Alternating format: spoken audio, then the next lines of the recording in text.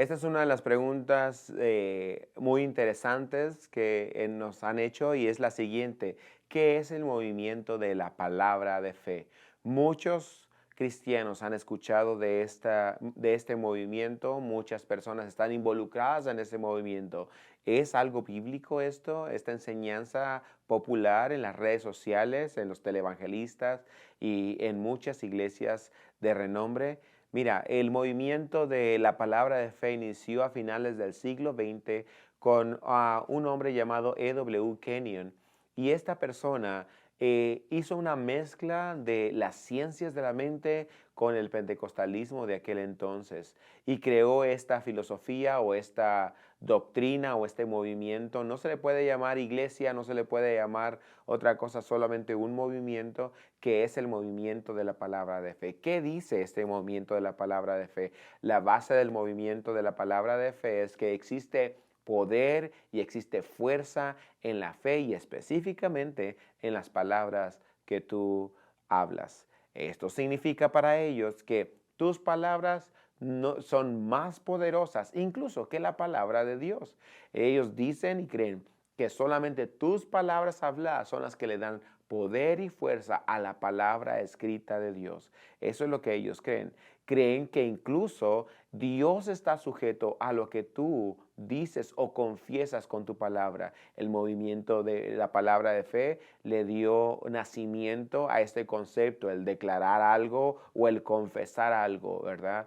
Y ellos hablan de que si lo declaras o lo confiesas, incluso Dios y su soberanía están sujetos a esa confesión de fe porque lo has hecho con un poder o con una fe tan poderosa que Dios está sujeto a obedecer o cumplir aquello que tú le dices. Específicamente ellos hablan de que la palabra de fe se muestra a través de los bienes que recibes y de las riquezas que recibes o la salud que recibes. Mucho de eso está circulando a través o alrededor de la idea de que vas a ser más rico, vas a tener más bienes y vas a disfrutar de más salud. Incluso algunos promoventes de esta idea dicen que nosotros los humanos somos dioses pequeños. Han utilizado esa palabra y somos dioses pequeños con un poder sobrenatural que podemos hacer que las cosas se cumplan solo con nuestra palabra. ¿Qué dice la Biblia acerca de esto? Te quiero leer lo que dice Salmo 115, versículo 3. Dice así la palabra, nuestro Dios, el único Dios verdadero, está en los cielos. Todo lo que quiso ha hecho. La Biblia nos enseña que nuestro Dios es un Dios soberano. Esto significa que Él hace todo lo que Él quiere y nadie le obliga a cambiar de opinión.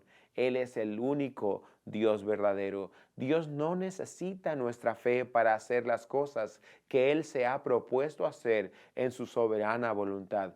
Dice la Biblia que la fe no es nuestra. La fe es un don de Dios. Es Dios quien da la fe. Nosotros no inventamos la fe. Nosotros no hacemos de la fe algo que nosotros nos imaginamos. Es Dios quien da la fe, no por obras para que nadie se gloríe, dice la Escritura. Dios no necesita la fe. Dios es el objeto de nuestra fe. Dios es el autor y consumador de la fe, dice la Escritura. Y también la Biblia nos dice claramente que nosotros los hombres somos criaturas hechas por Dios. Es cierto, tenemos la imagen de Dios en nosotros, pero esta imagen no representa divinidad, sino que representa las habilidades comunicables de Dios en nosotros. ¿Cuáles son estas? El intelecto, la decisión, la voluntad, las emociones, la capacidad de relacionarnos con Él. Esta es la imagen de Dios en nosotros, una imagen que ha sido dañada, corrompida por el pecado. Nosotros con nuestra condición de pecadores no podemos compararnos en lo más mínimo a nuestro Dios. Solamente existe alguien que es 100% Dios y 100% hombre, y ese es nuestro Señor Jesucristo. Jesús no fue cualquier humano. Jesús es Dios encarnado y Él vino a este mundo para salvarnos y guiarnos al camino que es Dios. Para finalizar, perdón, esta pregunta, ¿es el movimiento de fe un movimiento bíblico? No, no lo es. Este movimiento no va de acuerdo a las enseñanzas bíblicas acerca de la fe, las enseñanzas bíblicas acerca de Dios, acerca de la salvación, acerca de la vida cristiana, acerca de las escrituras, acerca del Espíritu Santo. Este movimiento ha malinterpretado, ha torcido y corrompido muchas de las doctrinas bíblicas fundamentales que la palabra de Dios nos enseña. Querido amigo, si tú te encuentras en un movimiento como este, en una iglesia que promueve este movimiento, te quiero animar a hacer dos cosas. Número uno, lee tu Biblia, examina la palabra de Dios, estudia la Biblia, no con los lentes del movimiento en el que perteneces, pero realmente como un niño que viene a la palabra de Dios, estúdiala, pídele a Dios sabiduría y discernimiento. Dios te puede guiar. Una vez que veas que el Señor te ha mostrado, que veas la verdad, salte de ese lugar y busca un lugar donde te enseñen la palabra de Dios, no adulterada, como dice la Escritura.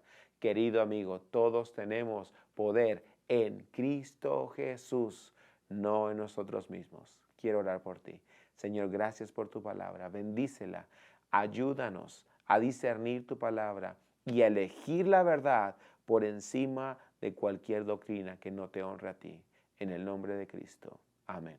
Bendiciones.